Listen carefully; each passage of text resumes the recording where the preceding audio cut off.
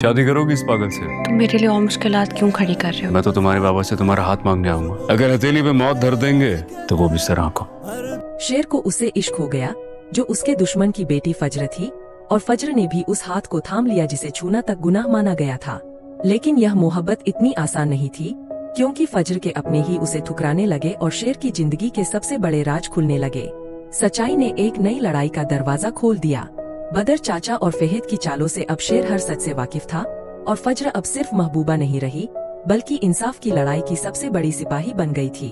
सवाल यह था कि क्या यह प्यार नफरत को हरा पाएगा या दुश्मनी एक बार फिर खून बहाएगी।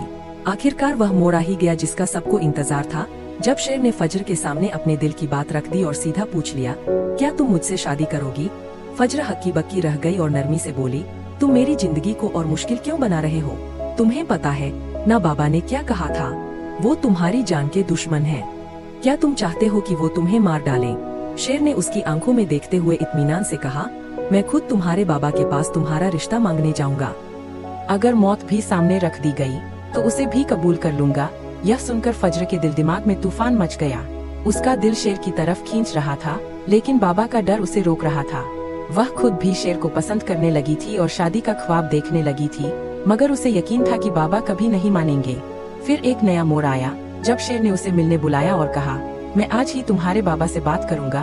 फज्र ने फौरन मना किया, नहीं तुम ऐसा मत करो। शेर हैरान होकर बोला, तुम इतनी डरी हुई क्यों हो? मैं हूँ ना तुम्हारे साथ, डरने की जरूरत नहीं। जब तक मैं हूँ तुम्हारी आंख में आंसू नहीं आने दूंगा। फज्र की आंखें भर आईं, मुझे तुम्हारी फिक्र है शेर, डर है कि मेरे बाबा तुम्हें कुछ कर देंगे। मैं यह सह नहीं सकती। शेर ने मजबूती से जवाब दिया, तो चलो मिलकर सामना करते हैं, जो होगा देखा जाएगा। फिर वह सीन आया जिसने सबका दिल थाम लिया। शेर और फज्र दोनों फज्र के घर पहुँचे। ऊपर से झांकते ही फज्र के बाबा का चेहरा सख्त हो गया।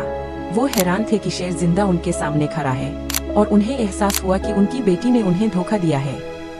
गुस्से में नीचे उतरते हुए उन्होंने फज्र से सख्ती से कहा, बस यही रुक जाओ, इस घर में अब तुम्हारे लिए कोई जगह नहीं है। फज्र तड़प कर बोली, बाबा मेरी बात तो सुनिए, मैंने कुछ गलत नहीं किया। शेर बेगुनाह है, लेकिन बाबा का गुस्सा सातवें आसमान पर था। दुश्मन के बेटे को हमारी चौखट पर ले आई हो और कहती हो कि उसका कोई कसूर नहीं, कि उसे पता है कि सिर्फ शाहताज ही उसकी मदद कर सकती है। बदर ज़मान को शेर का एक बड़ा राज पता चल गया है, और वह इसी राज का इस्तेमाल अपनी जान बचाने के लिए करेगा। सवाल यह है कि आखिर शेर का वह कौन सा राज है, और शाहताज बदर से शादी करने के लिए कैसे राजी होगी। जैसे ही शेर वापस आता है, बदर ज़मान और उसके बेटों को यह बात हजम नहीं होती। उन्हें अंदाजा भी नहीं था कि शेर ठीक होकर लौट आएगा। वे सोचने लगते हैं कि वह इतनी देर कहाँ था और उसे इनके बारे में कितना सच पता है। खाने के बाद बदर ज़मान कहता है कि वह उसे कब से ढूंढ रहा था और